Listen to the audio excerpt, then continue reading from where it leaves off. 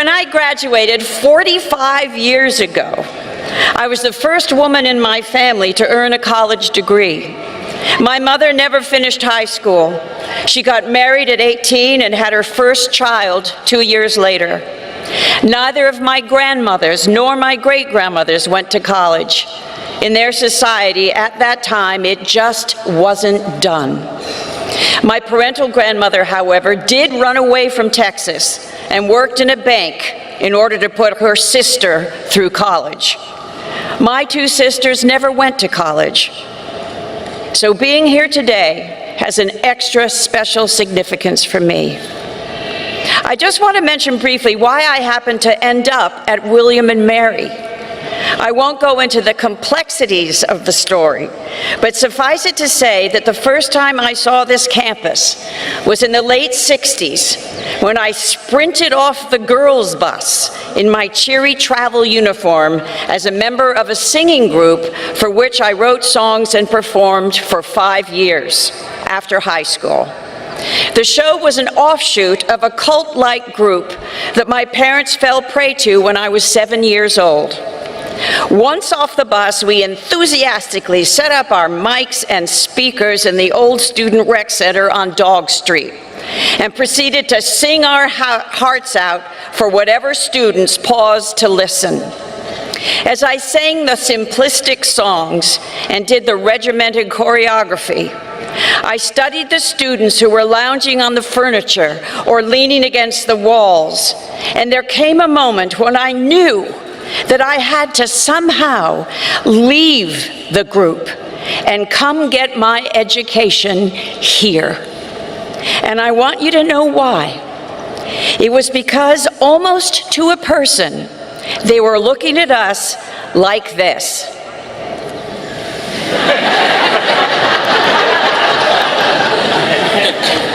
As if they were thinking, really? That's what I'd been secretly feeling for a long, long time. But I hadn't had the courage to face it and to do something about it. Really? Is this really who I am? Somehow, in spite of my ignorance, I sensed that on this campus, I would find kindred souls. So eventually, against their wishes and with no encouragement whatsoever, I left the group, and 49 years ago, I entered the College of William & Mary in Virginia as a 22-year-old clueless freshman with an essentially empty toolbox and a passionate determination to get a liberal arts education and to become an actress. That fateful September, I walked into Phi Beta Kappa Hall and auditioned for the first play that was being staged that season, Twelfth Night. Professor Howard Scammon, head of the theater department, cast me in one of the principal roles of Olivia.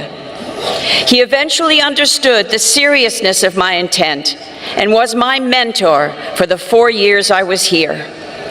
Meanwhile, I soaked up everything I can learn, and like a desert when the rains come, for the first time in my life, I started to bloom. The rest is history. I wanted to tell you about why I ended up here because I've learned how important it is to have a healthy dose of skepticism. I don't mean cynicism or contempt.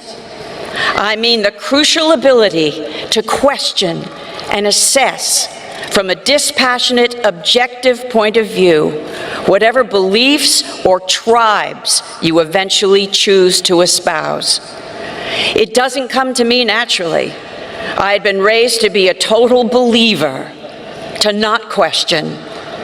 But for me, coming into this ideas-rich community, having had all my beliefs and behaviors dictated to me from the age of 7, it was vital that I learn how to question. You have a much harder time of it now than I ever had. When I graduated, there was no internet. You wrote your papers on typewriters. There was no Facebook, Twitter, or Instagram. I didn't have the added enormous pressure of social media against which to develop as an adult. I think my mind would have exploded.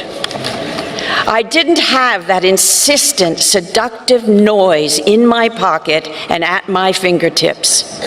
Even now, I try to question, but how do I maintain my individuality without thinking that I am somehow not relevant, not hip enough, rich enough, not posting enough, that I don't have enough followers? What each of you have, and what each of you must believe in from this day forward, is your inherent uniqueness, your singular point of view. No one looks out into the world through your eyes. Your perspective is unique, it's important, and it counts. Try not to compare it to anyone else. Accept it, believe in it, nurture it. Stay fiercely, joyously connected to the friends you have made here, those who you love and trust. You will have each other's backs for the rest of your lives. I wish I were funny like Robin Williams. Don't we all? I wish I could make you laugh so hard you'd fall off your chairs. I'm not wise. I've had the lucky chance to learn by doing. After being in my profession for 45 years, though, I have learned a few things that I want to briefly share with you today. In order to inhabit a character, I have had to find where we share a common humanity. I can't do characters justice if I'm judging them. I have to find a way to love them. The exploration to each character I have played has made me a more tolerant and empathetic human being. I have had to literally imagine myself in someone else's shoes, looking out of someone else's eyes. I urge you to learn how to do that. You can with practice.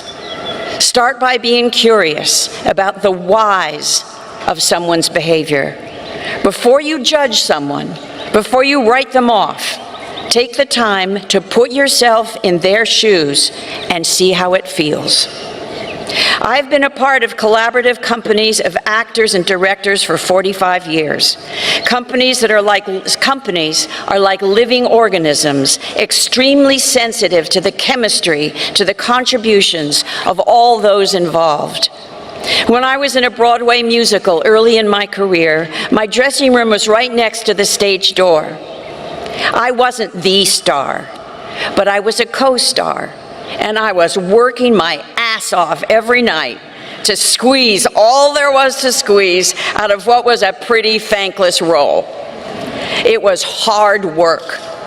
The play was a big hit, which was fabulous, but every performance I would empty myself out emotionally and physically on stage, and every night I could hear the producers come in the stage door, past my dressing room, on their way to schmooze with the star. It really hurt that they never knocked on my door, not to schmooze or hang out, but to simply say thank you for the hard work, 8 shows a week, for which they were reaping huge benefits. I remember that hurt, and because of it, when I'm a member of a company, especially if I'm leading that company, I'm careful to notice everyone on the team, learn about what they do, and thank them. People like the craft service guy on a movie set, who gets up earlier than everyone else and leaves the set after everyone else, who hauls heavy urns of coffee and food from location to location, rain or shine. To be aware of and to sincerely appreciate the contributions of everyone on a team makes a palpable difference. Then there is kindness. My nephew, Kalen Pick, lives with schizophrenia. He had his first psychotic break when he was 17. My sister Jessie, Kalen's mom, lives with bipolar disorder. 10 years ago, we founded Bring Change to Mind to fight against the stigma around mental illness, because they found that stigma is as hard, sometimes harder, than the diseases themselves. We decided to talk about mental illness and stigma on a national platform. Jesse and Kaylin were inconceivably courageous, because 10 years ago, not many people were talking about it. The fact is that conservatively, 1 in 6 of us is touched in some way by mental illness. It makes absolutely no sense to me that we don't talk about it like any other chronic illness.